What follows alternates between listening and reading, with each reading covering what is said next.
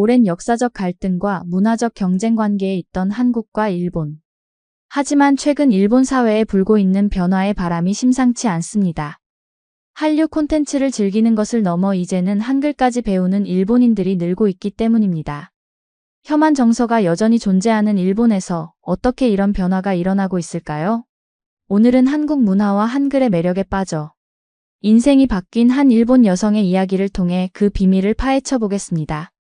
혐한 언론인의 딸에서 한글 교육 앱의 개발자로 거듭난 리사의 여정이 지금 시작됩니다. 오늘 사연 시작할게요. 먼저 구독, 좋아요, 알림 설정 부탁드려요. 도쿄 신주쿠의 고급 아파트에서 자란 리사는 27살의 나이에도 여전히 아버지의 그늘 아래 살고 있었습니다. 리사의 아버지 다나카 켄지는 일본의 중견 언론사 니온 신문의 편집장으로 특히 한일 관계에 관해서는 강경한 입장을 고수하는 인물이었죠. 켄지는 딸이 어릴 때부터 한국에 대한 부정적인 시각을 심어주었습니다. 리사, 일본인으로서의 자부심을 잊지 마라. 우리는 한국과는 차원이 다른 나라다. 아버지의 이런 말들이 리사의 성장기 내내 귓가를 맴돌았습니다. 리사의 방 책장에는 일본 역사서와 진정한 역사라는 제목의 책들이 가득했습니다. 그녀는 도쿄 최고의 사립대학을 우수한 성적으로 졸업했지만 한국에 관한 것이라면 철저히 배제된 교육을 받았죠. 아버지는 종종 저녁 식사 시간에 한국에 관한 비판적인 뉴스를 보며 봐라. 저들이 얼마나 무례한지라고 말하곤 했습니다. 하지만 운명은 때때로 예상치 못한 방향으로 흘러가기 마련입니다. 대학 졸업 후 취업이 쉽지 않았던 리사는 생활비를 벌기 위해 인터넷에서 번역 아르바이트를 찾았습니다. 그리고 우연히 한국 드라마 대본을 일본어로 번역하는 일을 맡게 되었죠. 아버지가 알면 격노하시겠지만 당장 돈이 필요해. 리사는 처음엔 단순히 돈을 벌기 위한 수단으로 이 일을 시작했습니다. 첫 번역 작업은 한국의 인기 드라마 푸른 하늘 아래였습니다. 리사는 한글을 전혀 몰랐기 때문에 영어 번역본을 참고하여 일본어로 다시 번역하는 간접적인 방식으로 작업했습니다. 그러나 번역을 거듭할수록 한국어 특유의 직접적인 감정, 표현과 정교한 문장 구조의 묘한 매력을 느끼기 시작했습니다. 이상하게 끌리는데? 이런 감정을 표현하는 방식이 우리와는 다르구나. 밤늦게 혼자 작업하던 리사는 드라마 속 대사에서 느껴지는 솔직함과 정직한 감정 표현에 점점 빠져들었습니다. 일본어로는 표현하기 어려운 미묘한 감정들이 한국어에는 그대로 담겨 있다는 사실에 놀랐죠. 우리는 왜 이렇게 감정 표현을 꺼리는 걸까? 리사는 처음으로 자신이 자라온 환경과 가치관에 의문을 품기 시작했습니다. 그리고 이런 의문은 곧 한글에 대한 호기심으로 이어졌습니다. 아침 8시 리사는 완벽한 정장 차림으로 아버지의 회사 니온 신문 로비를 당당히 걸어갑니다. 그녀는 아버지의 추천으로 홍보부 인턴으로 일하게 되었죠. 다나카 켄지의 딸이라는 꼬리표가 따라다니지만 적어도 이곳에서는 체면을 지켜야 했습니다. 회사에서 리사는 늘 공손하고 조용한 일본 여성의 전형이었습니다. 그러나 밤이 되면 그녀의 또 다른 생활이 시작됐죠. 오늘도 새벽 2시까지 작업해야겠네. 퇴근 후 집에 돌아온 리사는 아버지가 출장 중인 틈을 타 한국 웹툰과 드라마 자막 번역에 몰두했습니다. 처음에는 서툴렀지만 이제는 한글의 기초를 독학하여 간단한 문장은 이해할 수 있게 되었죠. 번역 작업을 통해 리사는 한국 문화에 점점 더 깊이 빠져들었습니다. 이런 감정 표현이 가능한 언어라니. 우리 일본어로는 왜 이렇게 말하기 어려울까? 리사의 방은 이중생활을 그대로 보여주는 공간이었습니다. 겉으로 보이는 책장에는 아버지가 선물한 일본 역사서와 경영서적이 가득했지만 침대 및 서랍에는 몰래 구입한 한국어 교재와 한글 연습장이 숨겨져 있었죠. 컴퓨터 폴더도 마찬가지였습니다. 겉으로 보이는 폴더에는 회사 업무 파일이, 숨겨진 폴더에는 한국 드라마와 음악 파일이 가득했습니다. 리사, 요즘 늦게까지 뭐하니? 갑자기 출장에서 돌아온 아버지의 목소리에 리사는 화들짝 놀랐습니다. 컴퓨터 화면을 급히 전환하며 회사 프레젠테이션 준비요. 라고 둘러댔죠. 아버지는 의심스러운 눈초리로 딸을 바라보았지만 더 이상 추궁하지는 않았습니다. 리사의 심장은 빠르게 뛰었습니다. 들킬 뻔했어. 주말 리사는 아키하바라의 한 카페에서 또래 번역가들과 만났습니다. 이들 대부분은 리사와 마찬가지로 한국 콘텐츠에 매료된 젊은 일본인들이었죠. 난 처음에는 그냥 돈 벌려고 시작했는데 지금은 정말 한국어가 매력적으로 느껴져. 리사의 고백에 친구들도 공감했습니다. 맞아, 일본에서는 말하기 어려운 감정들을 한국 드라마에서는 너무 자연스럽게 표현하더라고. 집으로 돌아가는 길, 리사는 자신의 이중생활이 언제까지 지속될 수 있을지 고민했습니다. 번역 일을 통해 한국 문화에 대한 인식이 완전히 바뀌었지만 아버지에게 이 사실을 알릴 용기는 없었죠. 난 대체 뭘 두려워하는 걸까? 정말 한국이 아버지가 말한 그런 나라일까? 의문은 꼬리에 꼬리를 물었습니다. 다나카 씨, 이번 포럼 동시통역은 당신이 맡아줬으면 합니다. 부장의 갑작스러운 제안에 리사는 당황했습니다. 니혼신문이 주최하는 아시아 디지털 혁신 포럼에 통역자가 급히 필요하다는 것이었죠. 하지만 저는 공식 통역사가 아닌데요. 리사가 머뭇거리자 부장은 단호하게 말했습니다. 당신의 영어 실력은 회사에서 최고 수준이야. 그리고 켄지 부장님의 딸이라면 충분히 해낼 수 있을 거라 믿어. 리사는 마지못해 수락했지만 불안감이 엄습했습니다. 포럼 연사 목록을 확인하던 그녀의 눈이 한 이름에 멈췄습니다.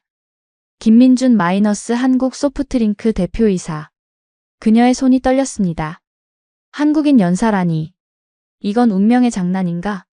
포럼 당일 도쿄국제 컨벤션 센터는 각국의 기업인들로 붐볐습니다. 리사가 통역 부스에 앉아 긴장된 표정으로 준비하고 있을 때 마이크 테스트를 위해 무대에 오른 남자를 보았습니다. 단정한 슈트 차림에 32 정도로 보이는 한국인 남성이었습니다. 저 사람이 김민준인가? 리사는 생각보다 젊고 카리스마 있는 그의 모습에 약간 놀랐습니다. 안녕하세요. 소프트링크의 김민준입니다. 민준이 일본어로 인사하자 청중들 사이에서 작은 탄성이 흘러나왔습니다. 그의 일본어는 유창했고 발음도 꽤 정확했죠. 리사는 당황했습니다. 왜 일본어를 저렇게 잘하지? 통역이 필요 없을 수도. 하지만 민준은 곧 영어로 전환했습니다. 오늘은 제가 준비한 디지털 시대의 언어 우위성에 대해 발표하겠습니다. 리사는 직업의식을 가지고 그의 말을 일본어로 정확하게 통역했습니다. 그런데 민준의 프레젠테이션이 진행될수록 그녀는 내용에 빠져들게 되었습니다. 디지털 시대의 가장 중요한 것은 정보 처리의 효율성입니다. 민준의 논리는 명쾌했습니다. 그리고 언어의 구조와 문자 체계는 디지털 정보 처리와 인공지능 발전에 직접적인 영향을 미칩니다. 리사는 기계적으로 통역하던 것에서 벗어나 점점 그의 말에 집중하기 시작했습니다. 정말 그럴까? 민준은 계속해서 한글의 과학적 우수성과 디지털 환경에서의 효율성을 설명했습니다. 한글은 세종대왕이 창제한 과학적 문자로 소리와 글자가 1:1로 대응해 배우기 쉽고 디지털 코딩에도 최적화되어 있습니다. 리사는 자신도 모르게 고개를 끄덕이고 있었습니다. 그녀가 최근 한글을 배우면서 느낀 점과 일치했기 때문이죠. 여러분은 왜 세계의 주요 인공지능 기업들이 한글 데이터에 주목하기 시작했는지 아십니까? 민준의 질문에 컨퍼런스 홀은 조용해졌습니다. 리사는 그의 말을 통역하면서도 자신도 그 답을 알고 싶다는 생각이 들었습니다. 민준은 화면에 글로벌 인공지능 기업들의 한글 데이터 활용 사례를 보여주며 설명을 이어갔습니다.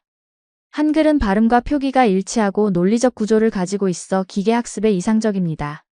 또한 감정 표현이 풍부하고 명확해 감성 인공지능 개발에 중요한 데이터를 제공합니다. 민준의 말을 통역하면서 리사는 자신이 한국 드라마를 번역하며 느꼈던 감정들이 떠올랐습니다. 그래서 한국 드라마의 감정 표현이 그렇게 풍부했던 거구나. 민준은 이어서 충격적인 통계를 공개했습니다. 최근 조사에 따르면 일본의 젊은 세대 둘 중 하나는 한국 문화에 관심이 있으며 그중 30%는 한글을 배우고 싶어 합니다. 청중들 사이에서 술렁임이 일었고 리사의 아버지 켄지는 불편한 표정으로 자리에서 몸을 뒤척였습니다. 디지털 시대의 경쟁력은 언어의 효율성에서 나옵니다. 일본어의 한자는 아름답고 역사적 가치가 있지만 디지털 정보 처리 관점에서는 비효율적인 면이 있습니다. 민준의 발언은 직설적이면서도 논리적이었습니다.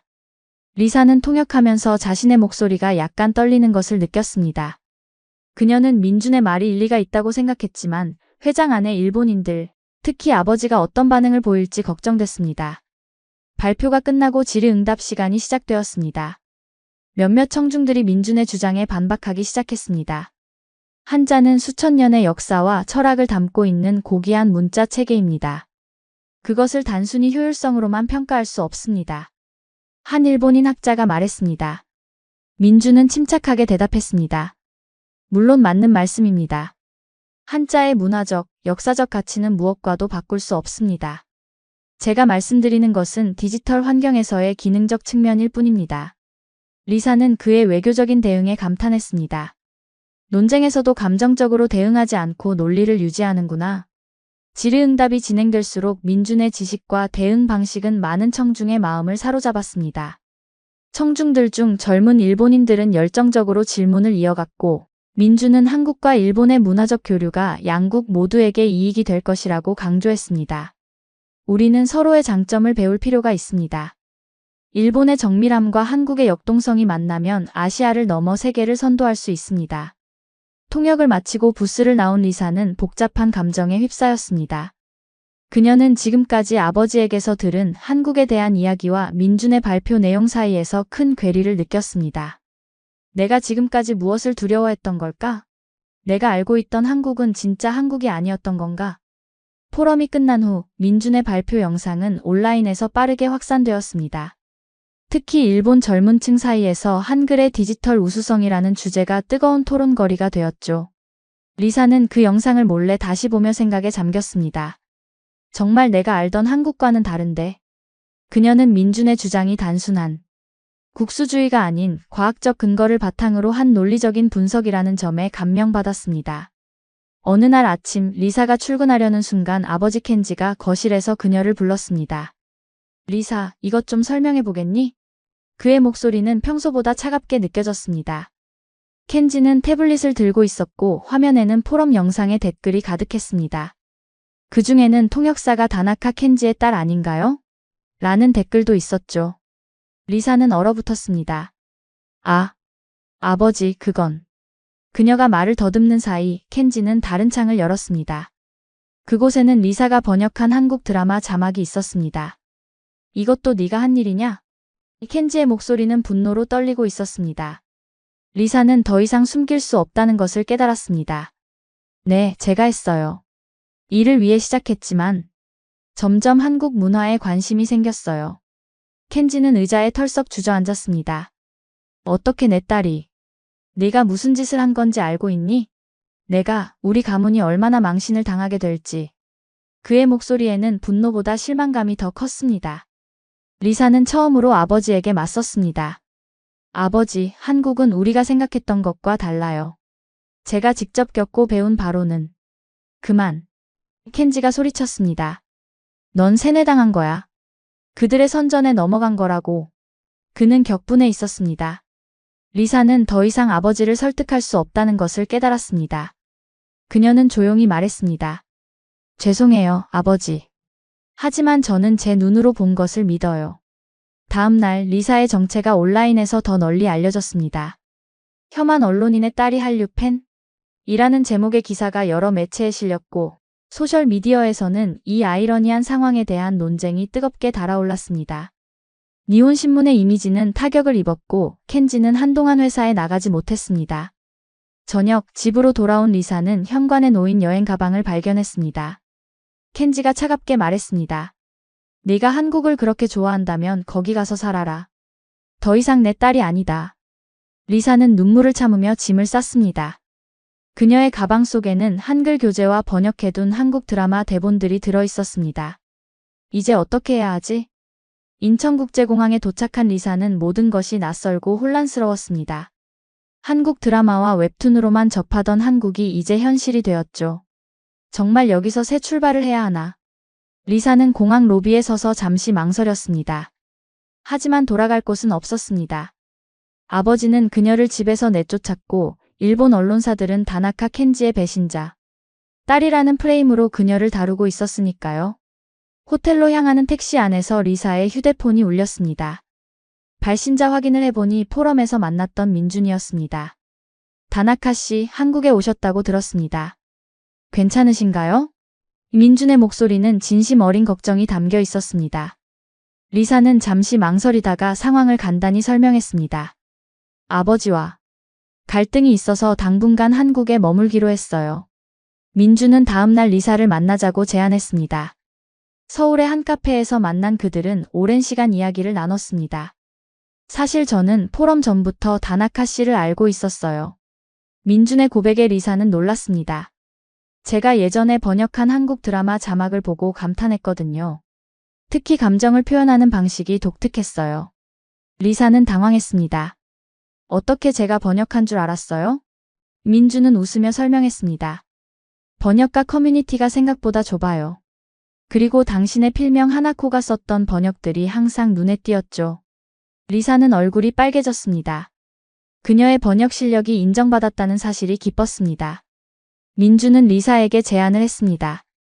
저는 지금 한국어 학습 애플리케이션을 개발 중인데 일본인 학습자들을 위한 콘텐츠가 필요해요. 다나카 씨의 경험과 번역 실력이 큰 도움이 될 것 같은데 함께 일해보시겠어요? 리사는 잠시 생각했습니다. 내가 정말 이런 일을 할 수 있을까? 하지만 그녀는 이미 결정을 내린 상태였습니다. 네, 함께하고 싶어요. 다음 주부터 리사는 민준의 스타트업 링구아브릿지에서 일하기 시작했습니다. 그녀의 첫 임무는 일본인들이 한글을 쉽게 배울 수 있는 교육 방법을 개발하는 것이었습니다. 리사는 자신이 한글을 배우면서 겪었던 어려움들을 토대로 실용적인 학습 방법을 제안했죠. 한자와 달리 한글은 소리와 글자가 일치해서 발음 중심으로 가르치면 일본인들도 쉽게 배울 수 있을 거예요. 한국 생활은 리사에게 새로운 도전이었습니다. 언어 장벽, 문화적 차이, 때로는 외국인으로서 느끼는 소외감도 있었죠. 하지만 그녀는 포기하지 않았습니다. 매일 저녁 한국어 학원에 다니며 열심히 공부했고, 주말에는 한국 문화를 직접 체험하기 위해 여러 곳을 방문했습니다. 이제야 진짜 한국을 알아가는 것 같아. 감정을 있는 그대로 전달할 수 있는 문자 한글. 리사는 민준의 스타트업에서 일한 지 6달이 지난 후 자신만의 언어 철학을 정립해 나가고 있었습니다. 그녀는 한국 생활을 통해 한글이 단순한 문자 체계가 아니라 감정과 생각을 효율적으로 전달하는 도구라는 것을 깨달았죠. 한글은 정말 과학적이면서도 인간적인 문자예요. 리사는 서울대학교 언어학과에서 한국어를 정식으로 공부하기 시작했습니다. 그녀는 한국어의 문법, 구조와 표현 방식에 깊이 매료되었습니다. 특히 존댓말과 반말의 구분, 다양한 감정 표현 어미들이 일본어에는 없는 특별한 매력이라고 느꼈죠. 일본어는 모호함 속에 감정을 숨기지만 한국어는 감정을 직접적으로 표현할 수 있어 오히려 더 깊은 소통이 가능합니다. 민준과 함께하는 프로젝트에서 리사는 일본인들이 한글을 배울 때 겪는 심리적 장벽에 주목했습니다. 많은 일본인이 한국에 대한 선입견이나 두려움 때문에 한글 학습을 망설인다는 것이었죠. 우리는 단순히 언어만 가르치는 게 아니라 감정의 벽을 허무는 일을 하고 있어요. 그녀의 통찰력은 민준에게도 큰 도움이 되었습니다. 어느 날 민준은 리사에게 회사의 핵심 프로젝트를 맡기기로 했습니다. 다나카 씨, 감정 번역기라는 콘셉트로 새 앱을 개발하려고 해요. 일본어에서 표현하기 어려운 한국어 감정 표현을 이해하고 익힐 수 있게 말이죠. 리사는 눈을 빛냈습니다. 이것은 그녀가 오랫동안 생각해온 아이디어였으니까요. 제가 가진 모든 경험을 쏟아붓겠습니다. 리사는 밤낮으로 프로젝트에 몰두했습니다. 그녀는 한국 드라마, 영화, 음악 등에서 일본어로 번역하기 어려운 감정 표현들을 수집했고, 이를 쉽게 이해할 수 있는 방식으로 설명하는 콘텐츠를 개발했죠. 사랑해와 좋아해의 미묘한 차이, 아쉽다와 안타깝다의 감정적 뉘앙스 등을 일본인들이 이해할 수 있도록 돕고 싶었습니다. 서울에서의 1년, 리사는 완전히 달라진 사람이 되었습니다. 그녀는 유창하게 한국어를 구사할 수 있게 되었고, 한국 문화에 대한 깊은 이해를 바탕으로 자신만의 언어 철학을 확립했습니다. 언어는 단순한 소통 도구가 아니라 사고방식과 감정 표현의 근간이에요. 그녀는 종종 일본과 한국의 문화적 차이가 언어에서 비롯된다고 생각했습니다. 밤늦게 한강변을 산책하며 리사는 일본으로 돌아가고 싶다는 생각이 들었습니다. 물론 아버지와의 관계는 여전히 복잡했지만 그녀는 자신이 배운 것을 일본 사회에 나누고 싶었습니다. 언젠가는 일본에 돌아가서 감정 있는 사회를 만들고 싶어요. 그녀는 민준에게 속삭였습니다. 민준은 그녀의 손을 잡으며 미소 지었습니다. 그렇게 된다면 저도 응원하겠습니다. 감정을 말하다. 도쿄 신주쿠의 대형 전광판에 링구아브릿지의 앱 광고가 떴습니다. 리사의 얼굴이 화면에 나타나자 지나가던 사람들이 발걸음을 멈추고 쳐다보았습니다. 1년 전 혐한 언론인의 배신자. 딸로 일본을 떠났던 그녀가 이제는 성공한 스타트업의 공동 창업자로 돌아온 것입니다. 리사, 믿을 수 없네요.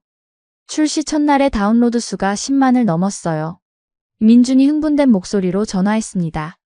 그들의 앱 감정 번역기는 일본에서 선풍적인 인기를 끌고 있었습니다. 특히 10대부터 30대까지의 젊은 일본인들 사이에서 열광적인 반응을 얻었죠. 한국어로 감정을 표현하는 법을 배우면 일본어로도 더 솔직해질 수 있어요 라는 앱의 슬로건은 감정 표현의 서툰. 일본 사회에 신선한 충격을 주었습니다. 리사는 도쿄의 한 카페에 앉아 앱 사용자들의 리뷰를 읽고 있었습니다. 이 앱 덕분에 처음으로 여자친구에게 사랑해라고 말할 수 있었어요. 한국 드라마를 더 깊이 이해하게 되었습니다. 감정을 표현하는 것이 부끄러운 일이 아니라는 것을 깨달았습니다. 이런 피드백들을 읽으며 리사는 뿌듯함을 느꼈습니다.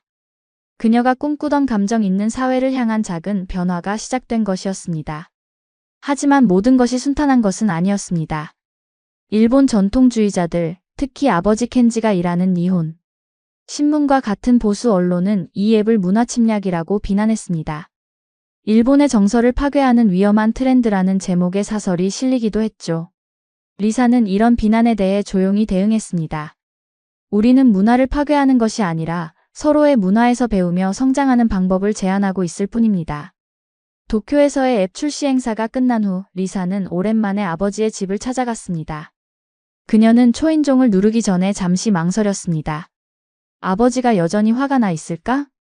그녀가 용기를 내어 초인종을 누르자 문이 열리고 아버지 켄지가 나타났습니다. 그의 얼굴에는 복잡한 감정이 교차했습니다. 침묵이 이어지다가 켄지가 먼저 입을 열었습니다. 들어오너라. 거실에 들어선 리사는 테이블 위에 놓인 스마트폰을 발견했습니다. 화면에는 그녀의 앱 감정 번역기가 열려 있었습니다. 리사는 놀라움을 감추지 못했습니다. 아버지 혹시... 켄지는 시선을 피하며 중얼거렸습니다. 그냥 네가 무슨 일을 하는지 궁금해서. 그 순간 리사는 아버지의 마음속에도 변화가 시작되었다는 것을 느낄 수 있었습니다. 다음 날 아침 리사와 민주는 일본 최대 기술 컨퍼런스에서 강연을 하게 되었습니다. 주제는 디지털 시대의 언어와 감정 소통이었습니다. 객석을 둘러보던 리사의 눈에 맨 뒷자리에 앉아있는 아버지의 모습이 들어왔습니다. 그들의 눈이 마주쳤고 켄지는 살짝 고개를 끄덕였습니다. 리사는 미소 지으며 강연을 시작했습니다. 저는 한때 감정을 숨기고 살았습니다. 그것이 일본인의 미덕이라고 배웠으니까요. 하지만 한국어와 한글을 통해 저는 감정을 표현하는 것이 약함이 아니라 강함이라는 것을 배웠습니다. 리사의 말에 청중들이 집중했습니다. 그녀는 계속해서 한글의 과학적 우수성과 감정 표현의 중요성에 대해 열정적으로 이야기했습니다. 강연이 끝나고 나오는 길에 켄지가 리사에게 다가왔습니다. 그는 잠시 망설이다가 작은 목소리로 말했습니다. 그래도 넌 우리 딸이야. 그것은 화해의 시작이었습니다. 리사는 아버지의 손을 잡았습니다. 그녀는 이제 알고 있었습니다. 언어의 힘은 단순히 소통을 넘어 마음의 벽을 허물고 새로운 이해를 가져온다는 것을. 그리고 그것이 바로 한글이 가진 진정한 가치라는 것을.